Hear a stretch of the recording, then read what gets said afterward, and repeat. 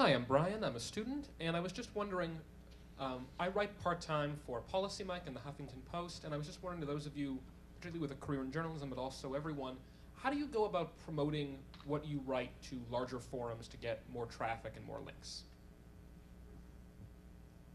Yeah, that is the question, isn't it? I don't know. I'm always hoping I'll have a better answer to that for my own work. But it sounds like you're already writing for some cool places. You know, I go to Policy Mike and the HuffPost all the time for things that are going on. But you Facebook it, you tweet it, and then I will actually, I'll contact bigger media outlets just via email. I mean, they have tip lines and maybe only 5% of the time will they ever actually respond, but it's worth it when they do. I found that, if you have a large volume of writing and you're doing a lot of writing, these opportunities almost tend to find you. You won't have done anything proactively. You won't have said, oh, I contacted whoever it was and they got back. That'll happen sometimes, and that's nice, but a lot of times they'll just notice it because you're writing a lot on this topic and it's being spread in ways you're not even aware of.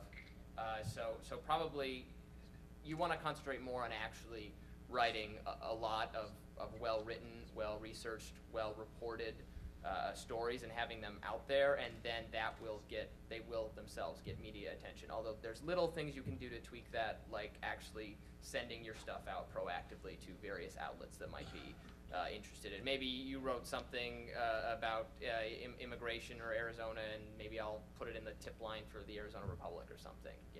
So little things like that, I'm sure, can improve your chances of bigger attention. But generally, having a large body of responsible writing about the issue will be the best thing.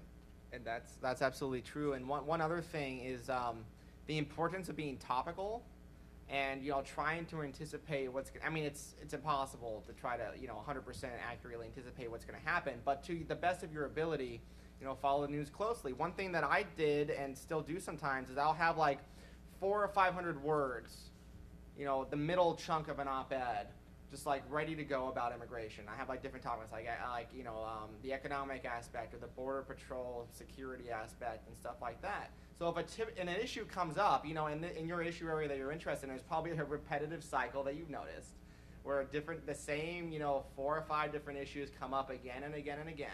So wait for something to happen. Within an hour or two, or very soon, find one of those chunks of an op-ed that you've written that you haven't published anywhere else.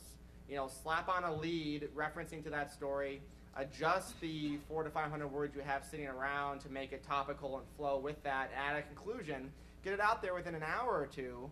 You can get to the top of Huffington Post, you can get you can get liked a whole lot on Policy Mike or somewhere else, and then a lot of the promotion just takes care of itself. But it's much better to be out there in the first couple hours, obviously, than it is to be the one of like 50 people commenting on it the next day. And even if it's not the best analysis in the world, you haven't covered every single base in your topic, it's not bad. It's not meant to do that. So, just accept that, and, that's what I can say is try to anticipate. Be relevant, be different, be first, and be brief. That last one actually is very, very important, because if you haven't actually written something yet and you're just pitching an idea, be brief, because you don't want to bore someone. And as far as pitching goes, it used to be that you should never call people. I'm going to tell you to call people. I don't think enough people pick up the phone anymore, or pick up the phone and actually call someone. But they do pick up the phone on the other end. And it's okay if you don't have the specific editor's number. Call the newsroom, ask for them. Just make sure you have an idea. You don't want to call them and then have nothing to tell them. But don't be afraid to call.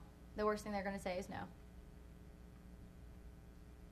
Oh, let me have one more quick thing. Write a good headline that inflames the people's passion. Like Salon has been running a series of articles bashing libertarian, or the one question libertarians can't answer.